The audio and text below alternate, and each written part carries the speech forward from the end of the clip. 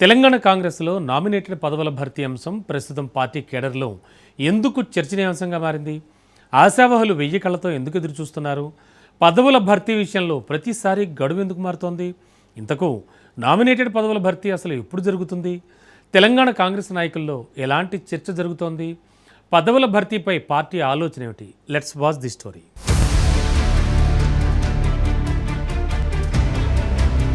రాష్ట్రంలో కాంగ్రెస్ ప్రభుత్వం పగ్గాలు చేపట్టి 2.5 సమయం గడుస్తున్నా నామినేటెడ్ పదవుల భర్తీ మాత్రం ఎండమావిలాగే మారింది. మార్చి నెలాఖరులోపు ఖచ్చితంగా పదవులొస్తాయని నాయకత్వం ఇచ్చిన హామీలు నీటి మూటలయ్యాయని కింది స్థాయి నేతలు మాట్లాడుకుంటున్నారు.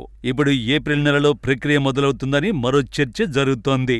అయితే వాటిని నమ్మే స్థితిలో తాము లేమని కొందరు నేతలు పెదవి విరుస్తున్నారు. పదవుల కోసం ఎదురు చూసి కళ్ళు కాయలు కాస్తున్న ఈ తరుణంలో వాయిదాల మీద వాయిదాలతో నిరాశకు గురవుతున్నారట.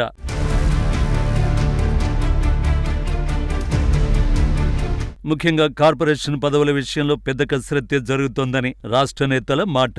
పాతవారికి ఎంతమందికి రెన్యువల్ లభిస్తుంది, కొత్తగా ఎంతమందికి అవకాశం దక్కుతుందనే అంశంపై గాంధీభవన్లో జోరుగానే చర్చ సాగుతోంది. సీనియర్లు తమ అనుచరుల కోసం గట్టిగానే పైరవీలు చేస్తున్నారట. అయితే పార్టీ కోసం కష్టపడ్డ క్షేత్రస్థాయి కార్యకర్తలు ఇంకా ఎంతకాలం వేచి చూడాలి అనేది ప్రశ్నార్థకంగానే మారింది.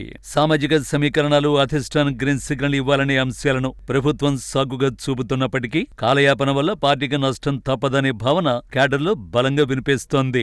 ప్రస్తుతం పార్టీ అధిష్టానం 5 రాష్ట్రాల ఎన్నికల హడావిడిలో ఉంది. పదవుల విషయంలో ఢిల్లీ పెద్దల ఆమోదం లభిస్తే తప్ప ఫైనల్ లిస్టు బయటకొచ్చే అవకాశం లేదని తెలుస్తోంది. ఈ ఎన్నికలు ముగిసిన తర్వాతే నామినేటెడ్ పోస్టులపై ఓ క్లారిటీ వస్తుందన్న ఊహాగానాలు వినిపిస్తున్నాయి. అయితే రాష్ట్రంలో క్రియాశీలక నాయకులకు పదవులిచ్చి గౌరవించకపోతే వారు రాబోయే రోజుల్లో ఎంతవరకు సహకరిస్తారనే ఆందోళన కూడా కొంతమంది వ్యక్తం చేస్తున్నారు.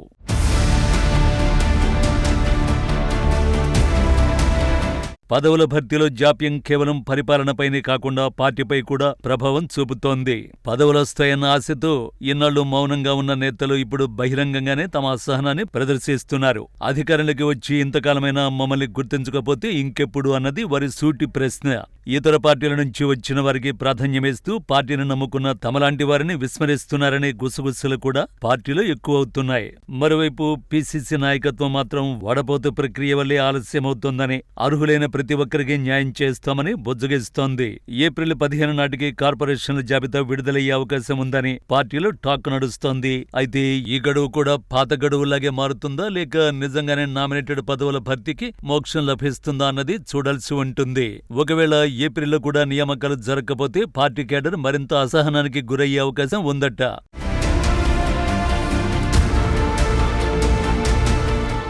మొత్తానికి తెలంగాణ కాంగ్రెస్లో నామినేటెడ్ పదవుల కోసం ఏళ్ల తరబడి ఎదురుచూపులే అన్న విధంగా మారాయని కొందరు నాయకులు అంటున్నారు.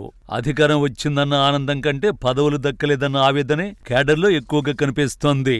ఇప్పటికైనా అధిష్టానం జోక్యం చేసుకుని త్వరగా ఈ సమస్యను పరిష్కరించకపోతే కింది స్థాయిలో పార్టీ పట్టు సడలే అవకాశం ఉందని పార్టీలోనే చర్చ జరుగుతోంది.